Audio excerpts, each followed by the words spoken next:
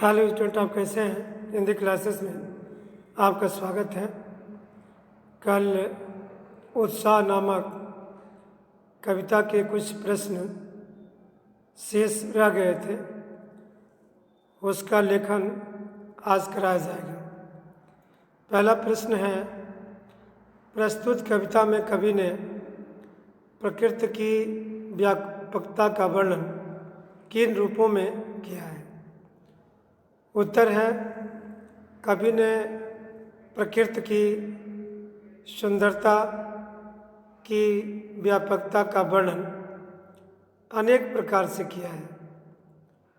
उसे हर जगह उसकी प्रचुरता दिखाई गई है, घर घर में फैला हुआ दिखाया गया है। कवि ने जानबूझकर उसे किसी एक दृश्य में नहीं बांधा है, बल्कि असीम दिखाया है, घर घर में फैला हुआ दिखाया है। कवि का कहना है कि फागुन मास में जो हवाएं चलती हैं, उन हवाओं को महसूस कर ऐसा लगता है कि प्रकृति सांस ले रही हो। अर्थात फागुन मास में मादक हवाएं चल रही होती हैं। घर घर में भरने के अनेक रूप हैं। शोभा का भरना, फूलों का भरना, खुशी और उमंग का भरना, उड़ने को पर करना भी ऐसा सांकेतिक प्रयोग है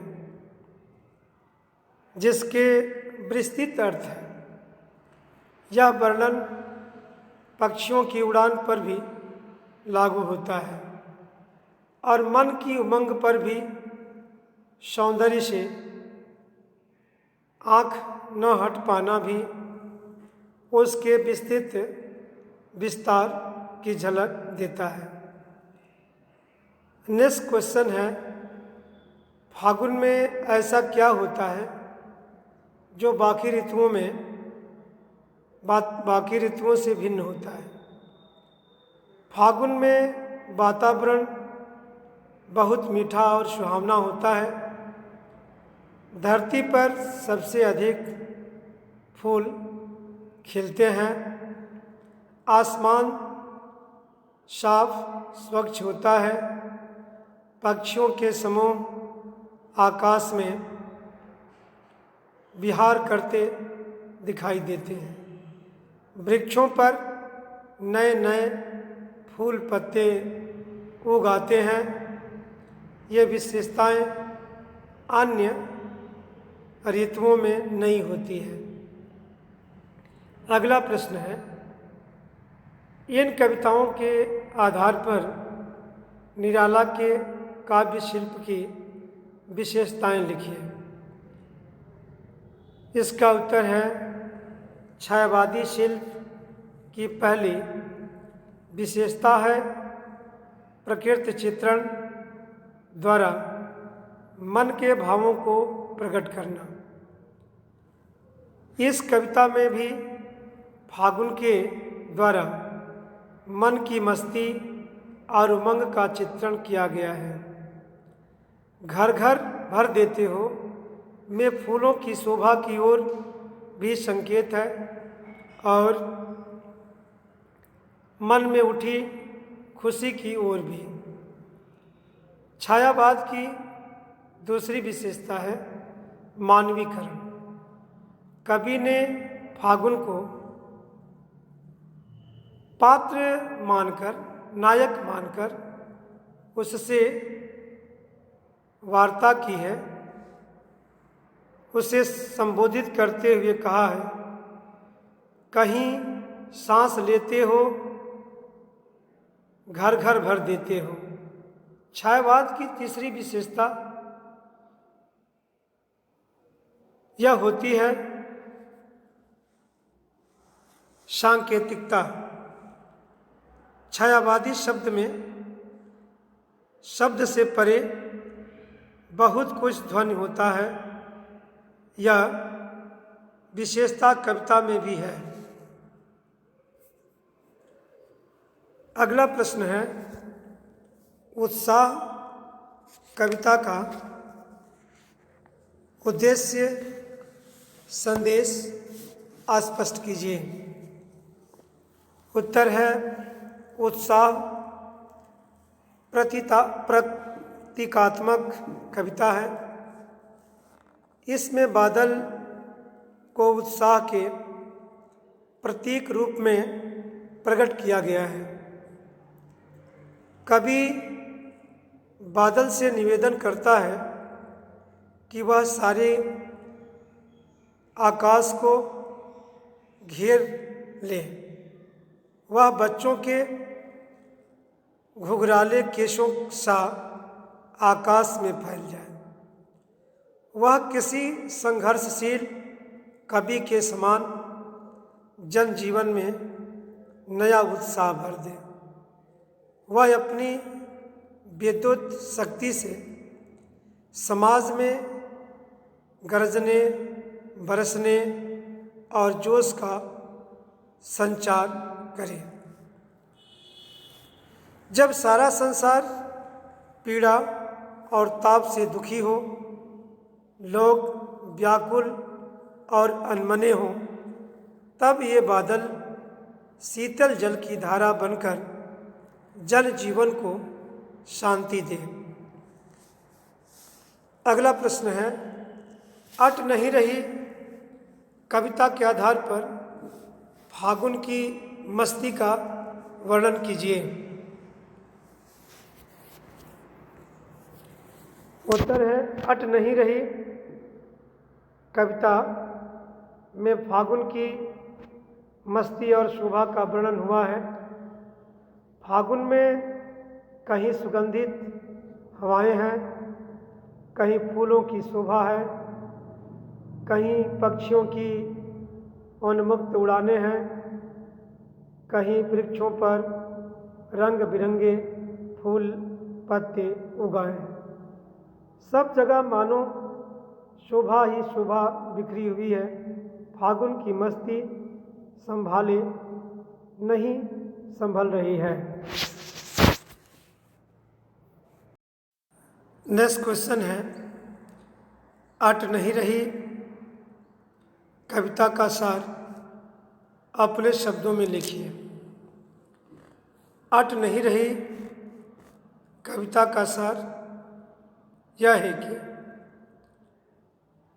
कवि फागुन मास की मस्ती और शोभा का वर्णन करते हुए कहा है कि फागुन मास की शोभा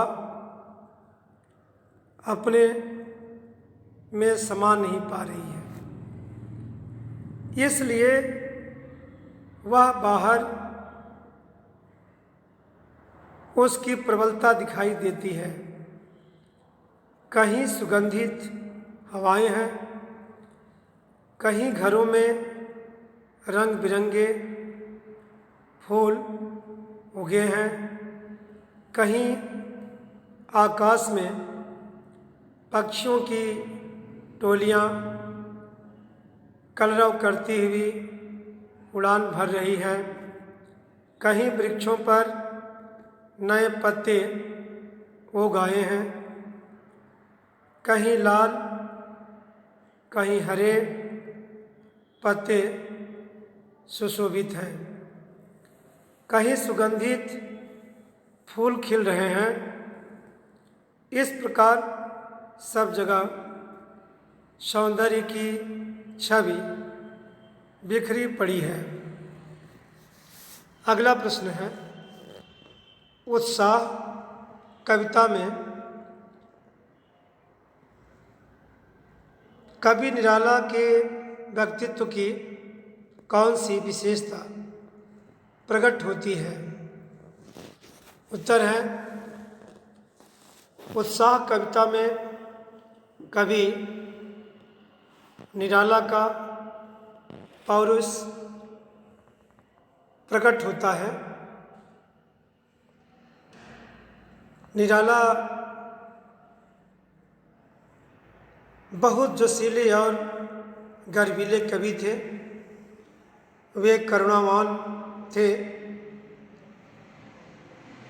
बादलों की तरह उमड़ घुमड़ कर जन जन के कष्टों पर छा जाना चाहते थे। उन्हें बादलों की तर्जन, गर्जन, गड़गड़ाहट बहुत प्रिय थी। इस कविता में यही गर्जन, उमड़ और करुणा प्रकट हुई है। कवि चाहता है कि बादल पूरे गगन को घेर ले, वे घनघोर आकार ग्रहण करके खूब बरसे। अगला प्रश्न है, फागुन की मस्ती का मानव पर क्या प्रभाव दिखाई देता है? उत्तर है फागुन की मस्ती इतनी अधिक और रंगीन होती है कि मानव मन इससे उत्फुल्ल और प्रसन्न दिखाई देता है। इसके कारण वह अपने मन को भरा भरा और संतुष्ट पाता है। उसके मन में भी आकाश में उड़ने की उमंग उठती है। वह सौंदर्य से इतना प्रभावित है कि अपनी आंखें बंद नहीं करना चाहता है। वह उस सौंदर्य को हमेशा के लिए अपनी आँखों में समा लेना चाहता है।